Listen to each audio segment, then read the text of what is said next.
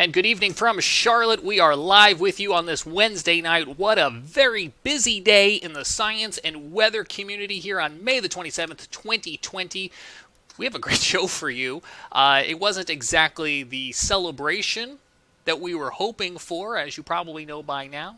SpaceX Demo 2's launch from the Kennedy Space Center in Florida scrubbed today due to weather, so we were going to talk a lot about the weather. We also had a surprise appearance by a tropical storm named Bertha, who suddenly came together off the coast of South Carolina, came ashore, and then brought flooding rains here to Charlotte. So we'll have Chief Meteorologist from WCNC, Brad Panovich, on to talk about that, and also geek out with us about space. And we're also joined by Tony Rice, our go-to friend of the show and space expert, and we're so happy that you all are here. Let's get right on into it. If you're joining us live tonight on Facebook, on Twitch, on YouTube, or Periscope, you can comment along with our show. If you're listening to the audio podcast or you're happy to catch this replay on the new Looping Carolina WeatherNet, hello to you as well, too. Tony, let's just start with the elephant in the room. Not the day we were necessarily hoping for. But not the day that came unexpectedly either. If you ever had the opportunity to go down and see a launch, if you haven't, do. Once all this current situation is over with and we're back to whatever normal looks like, you get the opportunity to go down to Florida and see a launch, do it. It's just an incredible situation. We were talking about that a little bit before we started here, and it doesn't capture what it's like if you're watching it on TV or on YouTube or whatever, what the experience is like down there. So that out of the way. If you have ever been down there, you know that Florida weather is Florida weather, and we kind of expect these things to happen. I think there's one or two other places on the planet where there is more lightning activity. So we scrubbed today because of weather, but we scrubbed today mostly because of the potential of lightning. And that's something that we learned back during Apollo 12, even when the Saturn V was hit by lightning on ascent and basically rebooted the rocket. Several hundred feet above the pad. We learned more about that through subsequent launches. So there's some very specific weather launch criteria, and we can get into that. But basically what happened today is we violated one, maybe more, and definitely know of one of those launch weather criteria that has to be met before we're going to go fly. I just pulled a Scotty and forgot to unmute myself. We're certainly going to get into some of that weather criteria, and we're going to break it all down because we got some really interesting information. I don't want to get too far into the program for anyone who doesn't know. Tony, let me have you explain it. What is the significance of this mission? So this is the first time in basically 9 years that we attempted to launch astronauts from U.S. soil. So at the end of basically construction of the International Space Station, we retired the space shuttle.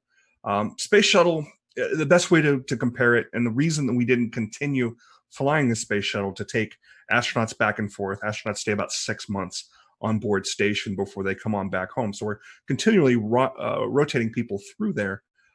The best way to compare it is you wouldn't take a tractor trailer to go get groceries. And that's about the volume of space that was in the back of the shuttle's payload bay. If you're just taking supplies, well, we can send an uncrewed mission up there. SpaceX has been doing that for a while. We've got some other ways of getting cargo up there. But to take people back and forth, we've been buying seats on the Soyuz, launching them from Baikonur Cosmodrome out in Russia, actually in Kazakhstan. But we really wanted to get that capability back onto U.S. soil. So several years ago, NASA, as a part of the commercial program that includes cargo as well, we want to hand over basically low Earth orbit to commercial agencies. SpaceX is one of them. Boeing's also working on getting some capability there. So it was really important to get this capability back on U.S. soil.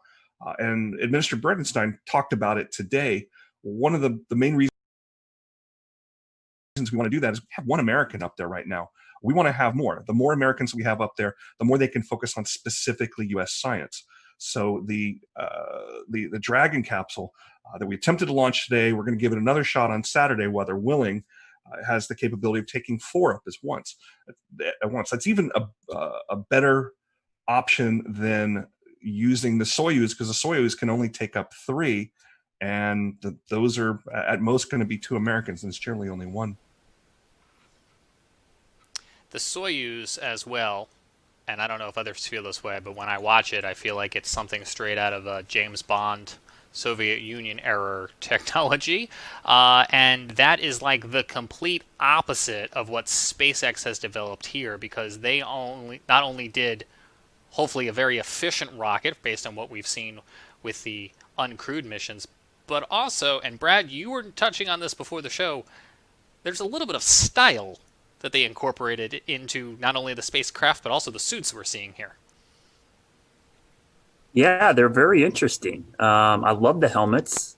The rest of it, I don't know. It almost looks like some kind of weird like leisure suit, and then they've got like shrimping boots on or something. Those were actually designed by a Hollywood costume designer. Elon Musk went out and specifically got one of the costume designers that was working on Marvel films and said, you go sketch us up something. You tell us what these are supposed to look like. Then they handed it over to the geeks who actually made it work and made it functional so it can protect the astronauts when it needs to protect them. But yeah, the helmets are cool. Those cool helmets, I love. They do look pretty cool, don't they? I will say one thing about the Soyuz, though. If you've ever seen pictures of the outside of the space station, you can pick those Russian elements out really, really easy. They're bulbous. And the reason they're bulbous is because a sphere is a very strong thing and can hold pressure really well. But the thing about Soyuz and the thing about those older rockets and those older capsules is the thing that you really want to have underneath of you and around you when you're in space is something that is well tested. And those rockets have been around a long, long time and are very well worn and have had the bugs worked out of them. We had an incident a couple of years ago where one of the solid rocket motors that come off during ascent bumped into the capsule, and they ended up having to going into abort mode that they hadn't done in I don't know for how long. But previous to that, we really hadn't had any incidents with the Soyuz. The Soyuz is old-fashioned, and it doesn't look that great. It certainly isn't as sexy as what SpaceX is doing out there with their nice, clean cockpit and reverse lighting. Much like you have over your shoulder there, Brad. You've got some style there as well. But it's very functional and it's very reliable.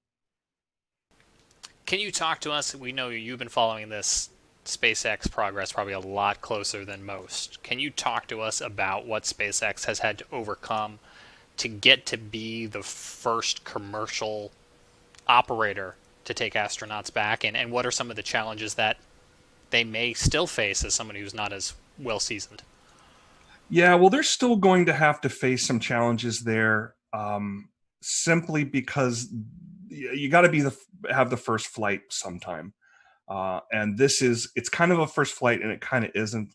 It's on a well-proven rocket. The Falcon 9 has a pretty good safety record. We've really only lost a couple of them. But what they really have going for them is iterations. They've flown these things over and over and over. So they had an opportunity to perfect it. Does that mean that it's perfect? Certainly not. But it is sufficient to the point where not only SpaceX is comfortable with it, but if you listen to the NASA administrator and the folks that are involved in these kind of decisions, particularly during flight readiness reviews that have been going on for the last couple of weeks, they're confident. They have enough confidence to put those 2 astronauts on top of them. So what they have ahead of them is they'll learn something on this flight. Hopefully it'll go off without a hitch on Saturday. Hopefully the weather will cooperate. But they're going to learn some things. There's going to be something that didn't go quite right. There'll be something that can be improved upon.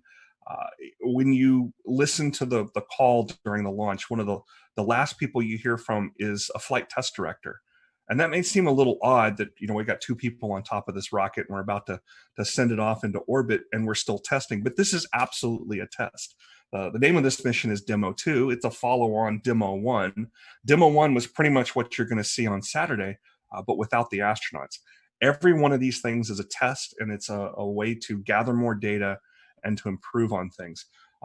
The setback that SpaceX had I don't even remember how long ago. It was sometime last year or maybe even the year before that, where they lost one of the Crew Dragon capsules on the pad because of some of the hypergolic fuels that that are used on orbit. They're fuels that basically, if you put part A and part B together, you create an explosion. You point that explosion in the right direction, you got thrust.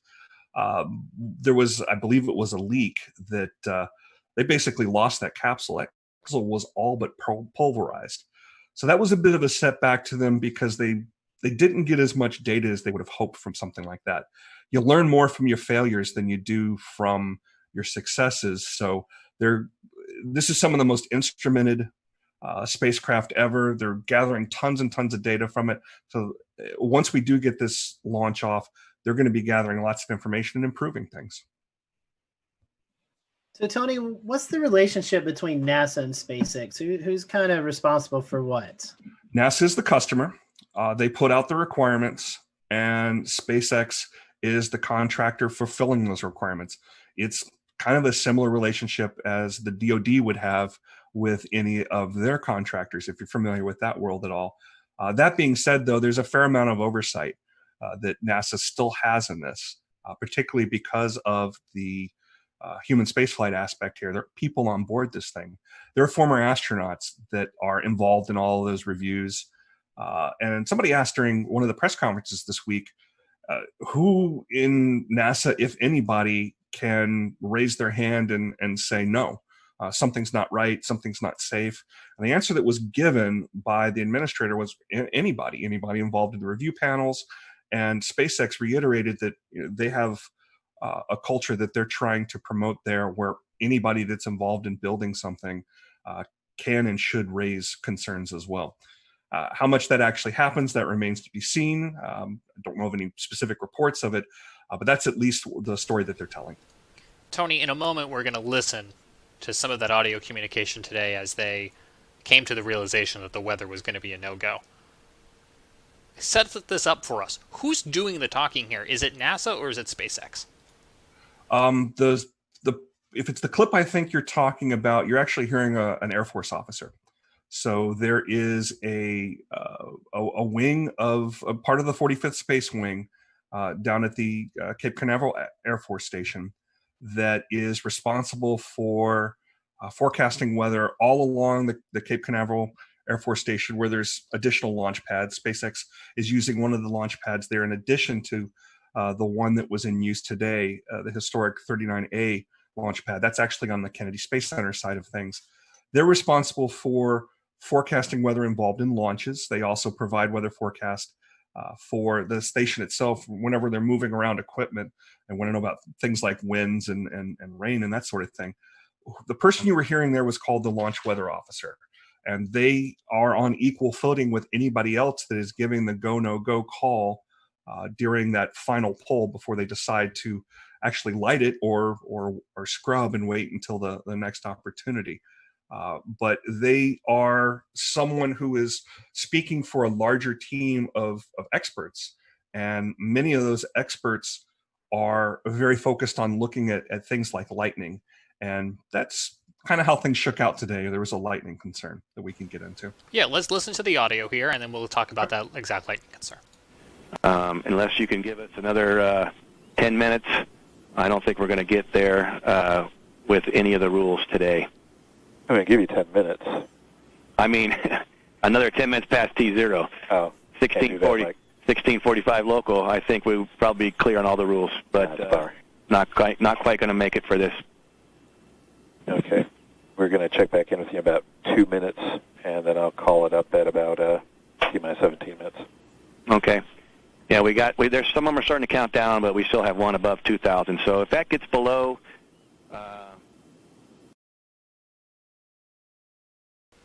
So top off the tank so much. So Tony was talking there a little bit as we came back about some of the liquid oxygen. You can explain that to us as well too. But Tony, what we were hearing there was about 20 minutes left in countdown, and they were so close, we think, to getting the weather rules all in agreement, and it just didn't come together. Yeah, it just didn't line up quite right. They were keeping an eye on some cells out towards Orlando and very excitedly noticing that the cells were starting to break up. I was watching them, live there as well. There's a rule that says several of the rules mention 10 nautical miles, which if you've ever been down in that area, runs out not quite to Titusville and I-95. So you're watching any of that weather between the Space Coast and Orlando to see if those cells are going to continue moving forward, going to continue building intensity, or are going to break up. And the positives were that it looked like they were breaking up, and they certainly were. But that's not the only consideration that they're making there. What they were mentioning was field mill generators, and they dot all around not just Air Force property and NASA property. As you're driving out along the beeline heading back towards Orlando, you might notice some very tall towers out in what look like swamps or farmers field or something like that. These are more weather towers that exist further out towards Orlando, because as you can see, all the weather moves from the from the west to the east. So they're monitoring that as that goes along. These field mills, they're about the size of a large coffee can, and they have a spinning disc inside of them. And what they're doing is measuring the electric potential of the atmosphere, and they're measured in volts per meter.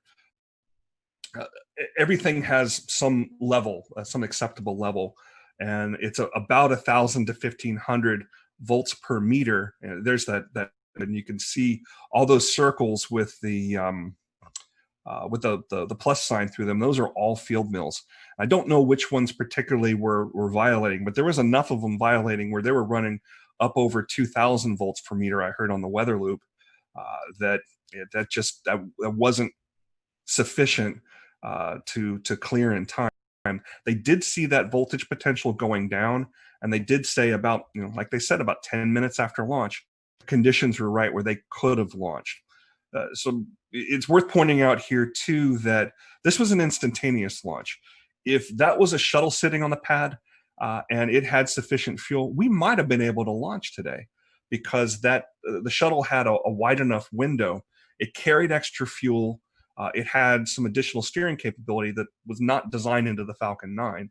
The Falcon 9 was designed more for efficiency. We know that we can come back the next day and try to launch again. But the shuttle was designed in such a way that we could launch as far as up to 10 minutes after the planned launch time and still steer back into that plane.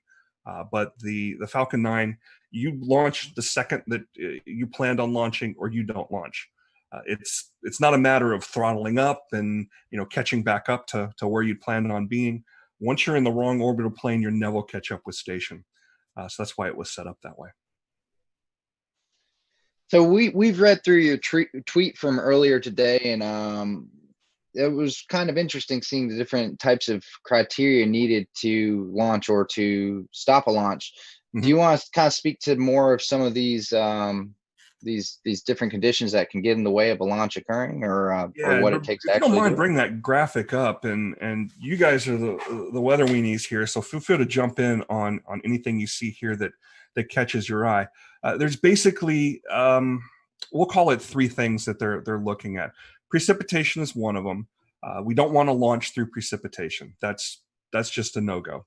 The other thing is clouds, and the clouds kind of go 2 ways. There's a thick cloud rule that's in place. We have launched other missions through clouds, uncrewed missions, and you see a really brightening of the cloud as the plume goes through it. But for a crewed mission where we want to keep eyes on the vehicle, particularly during a test like this, where the high definition video, they're basically shooting through telescopes that are on these. They look like old World War II guns that can elevate and follow the track of the vehicle as it goes up. We want to keep eyes on that. So that thick cloud rule is another one. But the rest of the cloud rules, when you really look at them in depth, they are all about lightning. Anvil clouds. Once a cumulus cloud has matured and a storm has matured to the point where you start seeing those overshooting tops as it's touching the bottom of the stratosphere, that's the kind of thing that really worries a launch weather officer, because it's got the potential to generate a lot of lightning. Lightning's very bad for rockets. I mentioned that earlier, how Apollo 12 was struck by lightning. Smoke in the area can trigger lightning. The rockets themselves can trigger lightning. That plume that is coming off the rocket can act as a bit of a grounding rod, and the lightning is drawn to the vehicle itself because it's trying to find that path to the ground, and the plume itself can create a path to the ground. So any potential for lightning in the area we want to avoid. A good percentage of those launch weather criteria that you see there is about avoiding lightning. Yeah, Tony, I was going to say the lightning's concerned, but I can see 2 or 3 other ones, especially the convective debris one and the within 10 nautical miles of an anvil. Those were all met as well. So it wasn't, and I think it wasn't just one storm. They had storms exiting and also storms coming in. They were kind of surrounded. It was just a bad situation. As soon as I was looking at the radar and saw the lightning, I was like, this did not look good. Yeah, the times when I'm down there, I definitely have radar on my phone out watching it, and you can watch the storms boil up. Little tiny cells boil up halfway between Orlando and the Space Coast. And it's that convective action as the sea breezes come on that really can create some of that. Didn't see a whole ton of that this afternoon. Really did this morning. Saw those boil up, move across, dissipate. We're mostly seeing more organized storms move across, or cells, I should say, move across Central Florida. Hey, Tony, I have a question. What was the precise flight path? Was it to the northeast, southeast? What direction was it going to go? All these flights are going to go to the northeast, and Okay. they're following the same inclination that the International Space Station has. So when you're looking at an orbit, everything's relative to the equator, and you measure that angle between the equator and wherever your flight path is, and it's I have the exact number. It's 50 some degrees. So it kind of runs up the East Coast, almost parallel to it. So anybody out in Eastern North Carolina, the next time we have a good launch, especially one at night, it's easier to see these at night because you got that plume to look for. But we should be able to see them definitely out from the easternmost part of North Carolina. But I think you've actually seen them a time or two in Charlotte. Yeah, we got lucky with that sunrise launch because the sun was coming up and it illuminated the plume on the horizon, and it was spectacular. It freaked people out, but as soon as I saw it, I knew right away. I'm like, oh, this is awesome. It was just the perfect setup of lighting and angle and everything. Brad, Venus freaks people out, so. Well, Tony, I have a question. We're talking about the weather, and it kind of scrubbed this launch. So what happens now? I mean, what do you think the mindset of these astronauts are? I mean, now you get pumped up for this, and now it's kind of wait a few more days. I think this is a bit of muscle memory for them. It is not built up in their mind, maybe to the point where we think it might be, because they've done this so many times. There's a comment made on the broadcast today. Well, we got another good dry run. And in their minds, that's probably what this was, a more organized dry run with more cameras and more attention. They saw this as a positive thing. This was another chance to check out the suits. This was another chance to check out, make sure those Teslas would make it to the launch pad without any problems there. I didn't see any superchargers on the launch pad, so I guess those things were fully charged before they popped the astronauts in there. It was another chance to see their families. They've been in quarantine for a good amount of time. That's normal. We always quarantine our astronauts before they go, something we learned back in the Apollo days. So they've done this so many times in simulations and in dry runs and things like that, that this is kind of business as usual. This is their office. I'm sure they wanted to fly today, and they would have rather gone today than have to wait a couple more days. But it's another chance to do a little more study. It's another chance to work through some of these things in their heads. So in the end, it's a positive thing. Tony, actually playing on the screen right now is some emotional video of them saying goodbye to their family, and it's most notable in these coronavirus times that they are 6 feet apart and social distancing. But I think you just hit upon it too, in that space is a very sterile environment, and there typically are some separation and some quarantine. Can you talk at all about, did coronavirus amplify that? Not really. The main thing that the main impact that it had on this launch was in the support personnel. The folks that are working directly with the astronauts, this is the operations checkout building. It's existed since I believe the Gemini days, or definitely during the Apollo days. This is where there's some small apartments the astronauts stay in. There's some dining facilities. There's, of course, a kitchen there. And there's folks that support that. So there's fewer people involved with that. And the people involved with that were in their own quarantine as well. But this, that distancing you saw there, there used to be when the astronauts would arrive from Houston into the Kennedy Space Center, near that landing strip where their aircraft would come in, there was this drainage ditch, that the families would be on one side and the astronauts would be on the other. And that was where they said their goodbyes. So it's very common for the families to be separated from the astronauts just for their safety. One thing that's worth noting in that great video where you saw the two boys, the similarities with these two astronauts are kind of fun. They both have Here two they boys come, about the NASA same astronauts age. Bob Behnken Both the and Doug astronauts Hurley. about the same age. They've each made this journey joined twice NASA. before for the accepted space in shuttle missions, astronaut class but of 2000. they've never done There's a this in a similarity there. SpaceX spacesuit. They're both They've test never done this pilots. together. They've Of never course, done one was in this the on their Marine way Corps. to head They to both a married commercially built astronauts rocket and as well. spacecraft to head to And space. both of their wives have PhDs. One's an oceanographer, and the other is a mechanical engineer. But they're kind of similar in that regard. So it's really cool that they got to see their families here. And the one thing I really like about the Tesla is once those doors are shut and those guys are sealed in, the boys got to go up and wave goodbye to their fathers a little bit closer. You didn't get that in the Astra van. They just hopped on board and headed out there. Kind of brings us right back around to that whole stylistic difference we're seeing now with SpaceX in 2020. Did we think Elon Musk was going to put them on a motorhome and send them out there? No, he's going to send them out there like this. I did like the addition of the worm logo too, the old worm logo type. I was going to ask you that. That was going to be my end question. But is that your preference over what I learned today is otherwise called the meatball? The meatball, NASA has 3 logos. The meatball is what you see on the door there, and each one of those little items on there, the red swoosh represents aeronautics. You see some stars back there. Obviously, that's representing the space aspect of NASA. NASA's covering both aeronautics and space exploration. But the NASA logo, the stylized logo type, the worm logo we call it, I remember that from when I was growing up, so it's kind of nice to see it back. I don't have a preference personally. I think it's great to see them both. Tony, is there anything maybe we didn't ask you about that was on your mind today that you think would be important to include in tonight's conversation? Something to look for in the future. Well, obviously, we will keep an eye on the weather on Saturday and Sunday. The next launch opportunities, Saturday at 3:22 p.m. NASA's TV is going to start about 12:15 with coverage. So there'll be plenty of things to see there. There's a backup opportunity on Sunday at 3 o'clock. So hopefully we'll be able to get this thing off this weekend.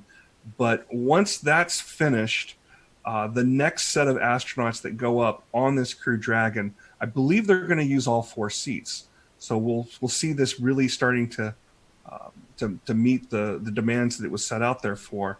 And keep in mind that this isn't the only commercial human space flight effort that is out there that NASA is partnering with a commercial entity. Next, we're going to see Boeing. And we don't have dates on when that's going to be, but Boeing has a Starliner, is what they call their capsule. And it's going to be on top of an Atlas rocket, which is put out by United Launch Alliance. SpaceX builds both their capsule and their vehicle, and the launch vehicle, the Falcon 9. But there's an additional partnership with United Launch Alliance, which NASA has a long, long history with.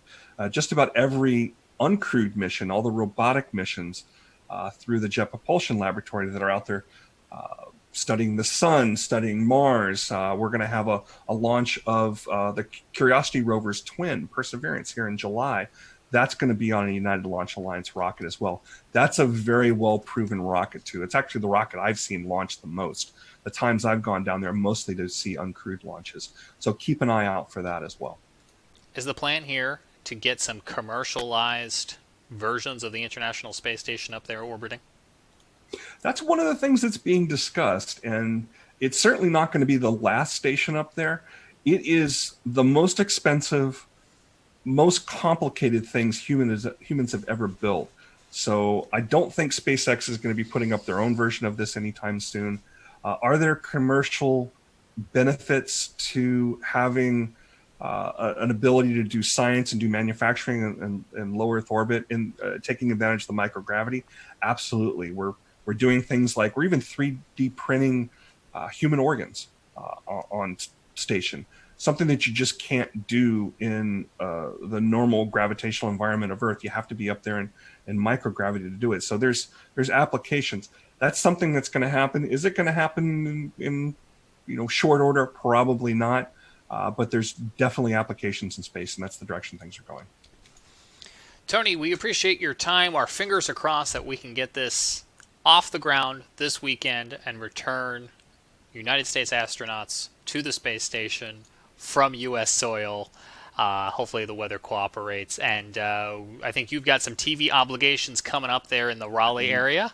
And so we'll let folks in that area know they can catch you here in a little bit on TV. And we appreciate you squeezing us into your very busy day. Does anybody want to go on record and make weather predictions for Saturday? Are we gonna launch on Saturday? It's Florida, like you said, Tony. Someone asked me, what's it look like? Hey, if you, especially that time of day, like mid-afternoon in Florida, basically at the end of May, early June, it's a 30-40% chance you can pretty much, write it down. I think it'll be a lot like today. I think, they just got to get lucky that they'll be in between storms right at that time. And the weather's very different in Florida than it is here in the Carolinas, in that stuff will spin up and it'll move through. Florida's not a very wide state, so it can move through in just 2 hours time from coast to coast, and it'll be a bright sunny day. It's the same reason I always cringe when people have trips to Florida and they look at their app and go, oh, looks like it's gonna rain every day, and I'm that's every single day during the summer. And like you said, Tony, it'll pop up. Yeah, it'll pop up and be gone. You just got a 30-minute shower. Our challenge again with these instantaneous launches is the weather's got to be right at that time. So what I tell folks, there's going to be another launch weather forecast that comes out here. The 45th Weather Squadron will put another one out probably on Friday. We'll definitely see one on Saturday. And when you see that go, no go percentage, follow me at RTP Hokie on Twitter. I always tweet these things out because they're a great source of information about what to look for. Don't get too wound up if the no-go percentage, is too high. I've seen things be canceled for weather, again, because of what you described with Florida weather, in the high 90s for go. And I've seen things be canceled for exactly have the ability to launch with absolutely horrid looking conditions a day before or even the morning before. There is truly a 50-50 chance that we will launch on any given day, and it's either we go or we don't, and it's based on what the conditions are right then and there. Tony mentioned during our broadcast tonight the Air Force 45th Weather Squadron, who was watching the weather very carefully down there and providing not only real-time conditions but forecasts for this and many other launches. We had the opportunity to have them on this show in January of 2018. There's a whole episode where we talked to them about all sorts of things, but we pulled the soundbite about lightning, and Tony showed it earlier, all those different lightning detectors. Let's just roll a little bit of that clip so we can hear straight from some members of the 45th, at least at the time here when this was recorded, about how they go about tracking some of those weather conditions. And with the lightning, tell us about the threats that lightning would pose to a vehicle being struck on the pad. And then this may be something more for the active duty members, but tell us about the new lightning defense systems that are on the pads now. So one of the major threats, again, for the range is lightning. And the reason why this is a threat is it poses a risk to the electrical system of the rocket. And it can actually cause a threat to the steering system. And so we want to make sure, and every time there's a lightning strike close to a pad where there's a rocket exposed, they have to kind of take it back into the hangar and run several tests to make sure that none of the circuits of the rocket got closed circuit or there was any damage to the steering system. Because again, and we have a sensor of 10 or a network of 10 sensors, very, very strategically positioned. And they are using the radio frequencies to be able to localize the different lining step leaders. And so each step leader is sending out a signal, and via triangulation, we are locating that step leader. So with those sensors, we can start pinpointing cloud to cloud or cloud to ground lightning strikes. Right now, the resolution that we have is 50 meters. So we can localize, or we can pinpoint a lightning strike within 50 meters of the actual location where it struck. Some very interesting stuff. You can find that show in the Carolina Weather Group archive. We also have it looping this week if you're checking out our new nonstop Carolina Weather Net channel on YouTube and on Twitch. We want to switch gears now and talk a little bit about the surprise that was Tropical Storm Bertha today. We'll bring in Brad in a minute to talk about some of the lingering flooding concerns. It looks like we still have one of the 2 flash flood warnings right now at this 9 o'clock hour here in Charlotte, but I know Jared Smith in Charleston is on a tight time crunch as well too. And Jared, you guys woke up in the bullseye of this thing this morning. Yeah, it started as we knew that something was going to happen. So I think that's the most important thing to note, is that the surprise was the naming. It wasn't necessarily the fact that we were going to have heavy rain, that we were going to have gusty winds, that we were going to have a marginal tornado threat. All of those things, we went into this knowing that was a possibility. And we went into this knowing that there was a 20 to 30% chance that this thing could turn tropical. The Gulf Stream, much like you two, moves in mysterious ways. And so it was again this time. It just absolutely took off like a rocket. It started as a very strong velocity cup with the Weather Service in Charleston. It actually put out a special marine warning that ended up acting like a cone of uncertainty, because during the time of that special marine warning, the National Hurricane Center bumped the probability up to 70%, and then by 8:30 they had classified it as Tropical Storm Bertha, just 30 miles offshore. And so we're like, oh, okay. So this is happening, and yeah, it came ashore. It was had some pretty good wind gusts. The buoy at the Edisto buoy went to 59 miles an hour, which was pretty good. 30, 40 mile an hour wind gusts. Some scattered power outages, especially as you got into Myrtle Beach.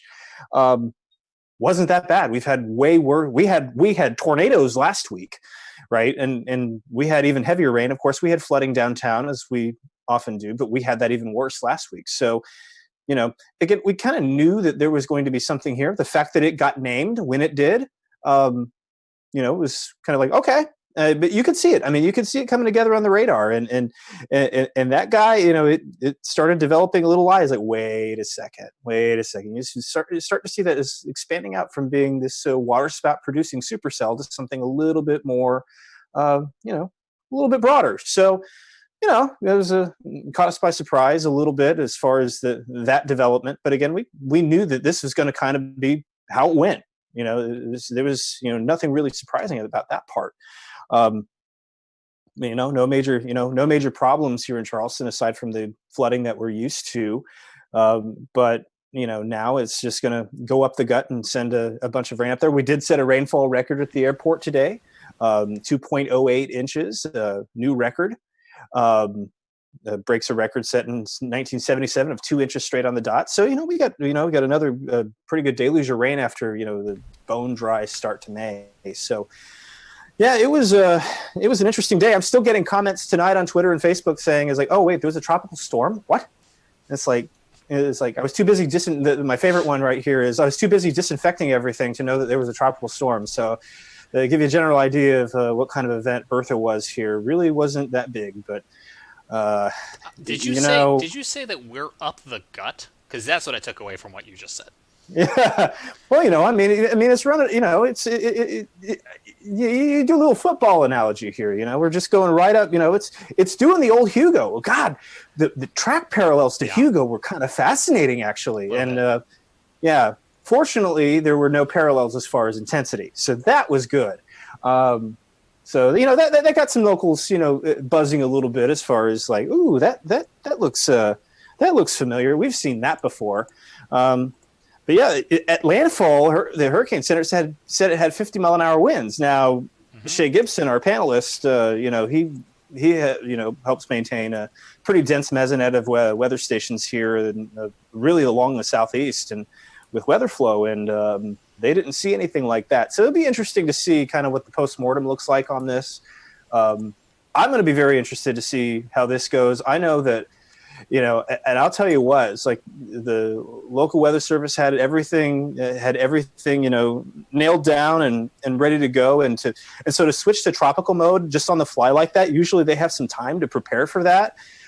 Today, they had to just flip-flop into tropical operations, and kudos to the weather service in Charleston for making that just so seamless. They did such a wonderful job keeping everything flowing, keeping everybody informed. So not an easy day for anybody in weather, to put it mildly. Well, Brad, your colleague to the south, Chief Meteorologist Efron Afante at WLTX, had a graphic. I was just looking to see if he tweeted it. I saw it on the air earlier that kind of just did a timeline, and I'm going to paraphrase because I don't have it in front of me, but it was essentially 5:30 advisory, 20% chance, 7:30 advisory, 70% chance, and then somewhere at like 9:30 it was like landfall. Jared mentioned the tornadoes. I think when that 70% came out, it was probably already a tropical system. Probably. They needed to get a little bit closer for all those sensors, I guess. Yeah. It brings up a good point. I think Jared was exactly spot on. It's funny how this just getting a name makes a big deal of it, but literally the forecast and impact, nothing changed. It's like I joked all day. It's like, hey, our rain now has a name. It's like pretty much, we were forecasting the flood threat. The timing was exact. I was calling it a tropical low for the last 3 days. I really wasn't referring to it as a tropical wave because it looked like it was going to have some spin to it. All the short range guidance had some rotation. But it is interesting that it gets a name, and it's, the B storm, it's weird. It's the third time in the last 10 years we've had the B storm before June 1st. So that is rare, but it's happened a lot more frequently in the last 10 years. And I looked it up today, and I'm pretty sure, I think it tied for the third or fourth earliest B storm on record, at least formation-wise. But it's probably going to set a record for the shortest duration tropical system because I think it was last year we had the A storm. Was it Andrea? Only like 3/4 of a day did it maintain tropical characteristics. So this will be interesting to see what kind of longevity stats it's going to come up with. But the thing to remember about these is, I think as a communicator with the public, is the name really isn't important. It's the impacts. And I think if people focus on the impacts more, the name is not that big of a deal. For instance, everybody was freaking out about this today, but it honestly did less damage and issues to us than a cutoff no-name low last week, which plagued us with flooding for 4 days, tornadoes, straight line winds. So it's a really good wake-up call about how we communicate weather impacts. I know for insurance purposes, especially on the coast, that the naming is a big deal for deductibles and stuff. But in the grand scheme of things, the overall impacts did not change at all just because we gave it a name today. Can you talk about how last week's weather, and I don't mean to make any assumptions in the question, set us up for the flooding risk today, how it all kind of came together? Oh, I've been fascinated by watching the flooding. We had a lot of flooding in Charlotte, a lot of creeks, and I saw a couple creeks come up with only 1.25 inches of rain. That's almost, I never seen that happen. The problem was everything's saturated. That 1.25 inches of rain went right into the creek. Nothing soaked in. So we had several creeks flood almost instantaneously because of the 4 to 6 inches of rain we had last week.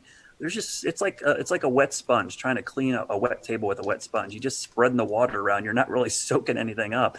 And so today we actually set a rainfall record as well. I'm glad Jared brought that up because I had to check. in Charlotte, we did set a rainfall record for today as well. 1.55 broke, or 1.64 broke the old record of 1.55 in 1981. So I think that's the 9th or 10th 1 inch or more rainfall in a day this year. I think that's a record for this early in the year as well.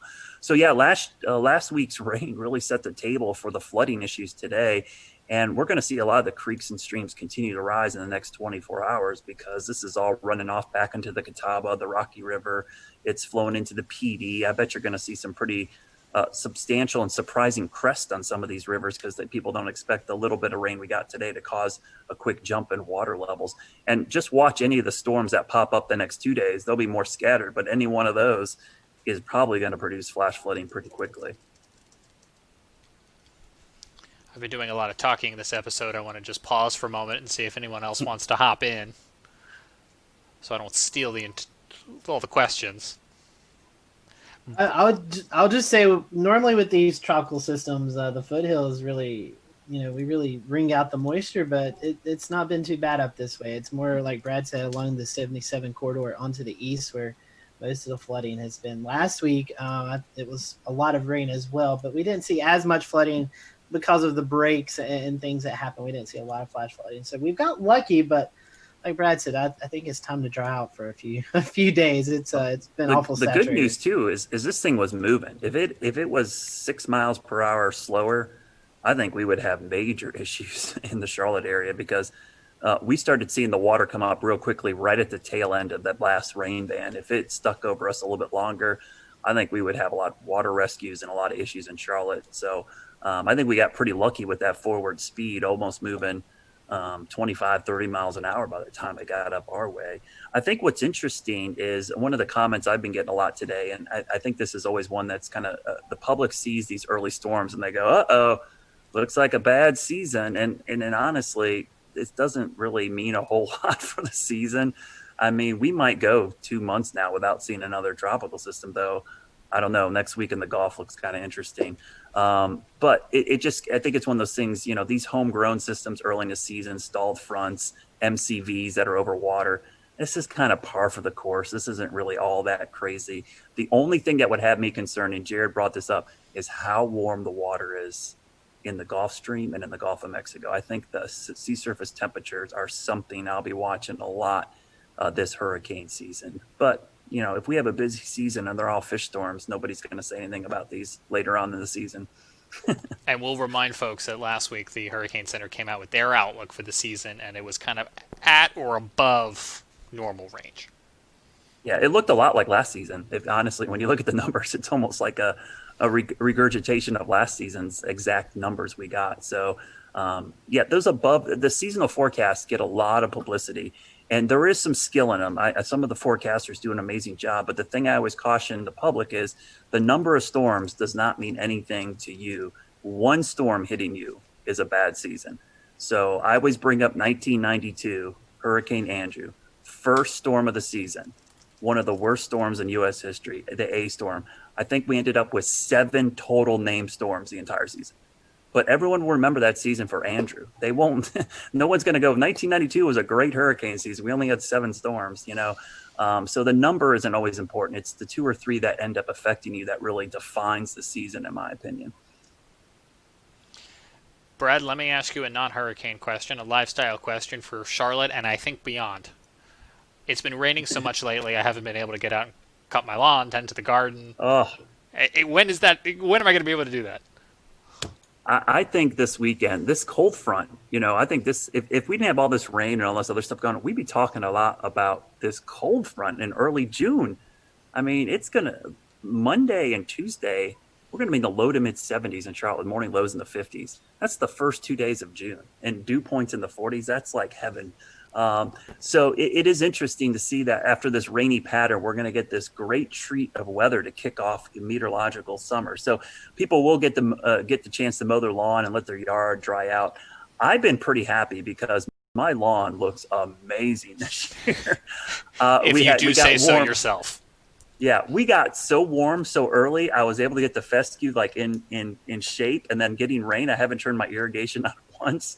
It's been amazing. The problem is just getting out in the yard to work on it. It's just been so so wet. And if you're trying to do a garden, it's been tough. Your plants are getting drowned out. So this weekend things dry out, and next week looks a lot better, and we get back to typical summer weather. It looks like by the end of next week. I think pools will start opening, and now that we're getting to phase 2 of the reopening as well, I think people kind of want it to warm up and dry out so they can enjoy some of those summer activities. Scotty, we had a big NASCAR race kick off this past weekend in Charlotte. They got in the Coca-Cola 600. It went to overtime after a long weather delay, but there's still some more races they're trying to get in, right? Can you give us a weather sports update? Can you see the bags under my eyes? I mean, it's been a long couple days. We had rain for the Coca-Cola 600, made it the longest race, 607 miles. I think it was almost a 6-hour race with that hour and about 15-minute rain delay. Tuesday and Wednesday, we got off without a hitch. Tonight, tonight we had rain ending around the 8 o'clock start time, but the problem was it's going to take about 2.5, 3 hours to dry the track with all the humidity around. So that would be a start time of about 11:30, and that's just not the best for folks who are wanting to watch on TV. So we're going to try again tomorrow evening at 7 p.m. out at Charlotte Motor Speedway. Weather looks good unless we get one of those pop-up thunderstorms around the area. So I'll be watching for some storms in the vicinity. Hopefully they all stay away from the track and we can get this race in, because they turn around in their shops on Friday and they head to Bristol, Tennessee on Sunday and Monday for this very condensed every other day, it seems like, racing right now for NASCAR to get called back up from all the missed races. It's like the baseball schedule, but for NASCAR. It is. I mean, and I was on a chat with the team out at Charlotte Motor Speedway, and they were all just dragging because it's long days. Teams come in early in the morning. They have to go through all the COVID screenings, and just makes for a very long day out the track, and then you have to deal with the rain. So I know they are ready for it to clear out and get the racing back underway.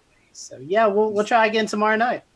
Scotty, I think I was cracking up. We do a lot with NASCAR, and it's just so funny. We're going to cram all these races in the Carolinas in a 2-week period, and the 2 weeks we have it's like the wettest 2 weeks of the entire spring. It's funny. One of the folks we work with at the track, Brad, they said, maybe this is God telling us we shouldn't have started this early. I mean, it all made sense to have all these races regionally, but it's like, what a horrible time. It's like we've been just getting soaked and washed out. I did want to tell you one thing about Bertha, guys. I was just looking something up real quickly because I was thinking about it. The accumulated cyclone energy for Bertha. Look at this chart. The name storm day for Bertha was only half a day. I believe that is going to be a record for the shortest duration name, and 0.4 accumulated cyclone energy. So if you look at the chart here, it shows observed versus climatology. Even though we've had 2 early season storms, it's barely above climatology. So I've always liked looking at this metric, because if you're not familiar with this metric, it basically shows intensity of storm and duration of storm. It comes up with a calculation called accumulated cyclone, or ACE. And I think it's a really good metric for trying to see how active a hurricane season is. So even though we've had 2 storms, you can see it's kind of accumulated cyclone energy of almost nothing. I was just looking because I had lost track of it, and I was like, is it still a depression? It is still a depression right now, because I was like, I wonder how long it's going to actually hold on to this Bertha name. But I guess for a little while longer. One of the naming regimes for the Hurricane Center, once a storm is downgraded to a depression, it keeps the name even as a depression until it becomes a remnant low. So it will be Tropical Depression Bertha, and probably till at 2 a.m. I bet the 2 a.m. advisory tonight it'll get dumped, if not earlier, maybe 11. It's still in there. Let's see. Yeah, 2 a.m. Thursday, it's still a tropical cyclone as a depression, and then 2 p.m. Thursday, if we're just looking at the cone mile markers, it's post-tropical depression Bertha somewhere over Pennsylvania, just to keep us on our toes. So we'll see. Brad, thank you for your time. I know your day's been very busy. Your week's been very busy. One last plug for Weather School. You got a couple more days of that left, right? Yeah, 2 more days of Weather School. We will have, I believe if my numbers are correct, without our glitches, I think exactly 60 episodes of Weather School DVD since box the beginning of March. That's pretty impressive that we've been able to do that every single day at 1 o'clock. We've done a weather segment online live and on YouTube. So 2 more days of the school year. I will be happy. I love doing them, but I'll be honest with you, it's made for some long days. especially when you have to get up and start at 11 o'clock producing this thing and get your day rolling, and then try to teach 2 kids in your house their homeschooling as well. So it's been an interesting. I love it, but I love the fact that it's all online, James. That's the great thing about it, is that archive is there now, and people can go back and use these. They're evergreen. They're going to be able to go back, and that playlist is on the WCNC's YouTube channel, and you can go watch them and use them for lessons in the fall, next spring, whenever. They're always going to be there. So that's the cool thing about it. Absolutely do want to acknowledge you guys have been working real hard on those. You've been doing some long days because you've still got television due until 11:35 at night. But yeah, WCNC.com/weather school will take you over to that playlist, and they'll live there forever. And so a lot of hard work, and now you've got this great archive that folks can utilize at any point. We'll let folks know that, as always, you can check out the Carolina Weather Group podcast, the audio version of the podcast, on Spotify or on Apple Podcasts. If you're on Apple Podcasts, we'd love for you to leave us a rating and a review. It certainly does help. You can always watch the show live when we do these roundtable discussions by joining into the conversation on YouTube, Facebook, Periscope, Twitch, and as I mentioned earlier, we're experimenting with a new nonstop channel called the Carolina Weather Net on YouTube, so you may see episodes just like this one repeating at a future time in a wheel. We will be back on all of our streaming platforms this weekend for the launch of SpaceX Demo 2, and we leave you tonight with some sound from astronaut Christina Cook. She spent almost a year aboard that International Space Station starting in 2019, and she is a graduate of NC State, and she had this to say about the mission, and she spoke earlier today with NASA TV. Thank you, Marina. I now have the distinct pleasure of being joined by one of NASA's record-setting astronauts and a recent resident aboard the International Space Station, Christina Cook. Christina, thanks for joining us. Great to be with you, Dan. Christina, we're coming up on 20 years of continuous human presence on the space station, and you were one of those humans. What's it like to see a new milestone like this launch unfold after so much history already? So much history indeed. It is really just such a testament to NASA. Not only are we pushing the boundaries of knowledge and discovery and exploration, but we're pushing the boundaries on how we accomplish that mission. We're bringing in commercial partners. We're fostering a space economy. So we're making sure that we're always pushing forward, always taking that next step. I think it's such a privilege to be part of an organization that recognizes if we're not actually making steps and innovating every single time we do this, then we're not truly answering humanity's call to explore and to push those boundaries. Christina, I know Bob and Doug are veterans themselves, but what advice do you have for Bob and Doug, given your experience as a long-duration station crew member?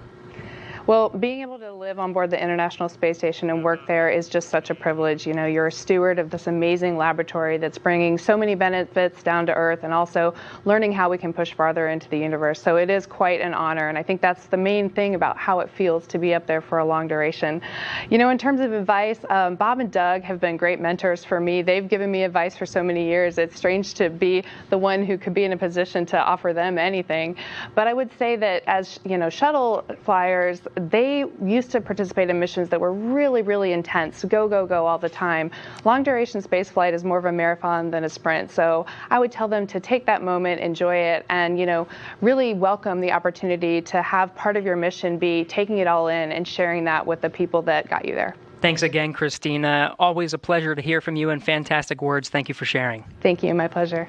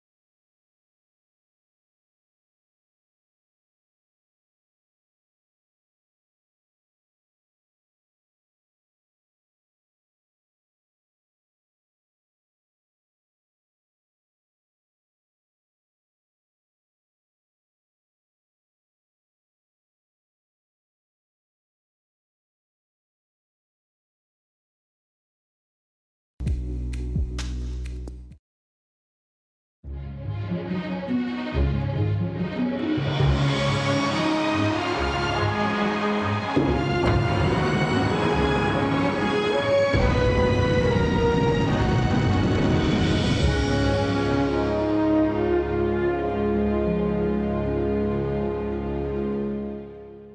afternoon and welcome to our final Q&A with the crew members of the SpaceX Demo 2 flight test.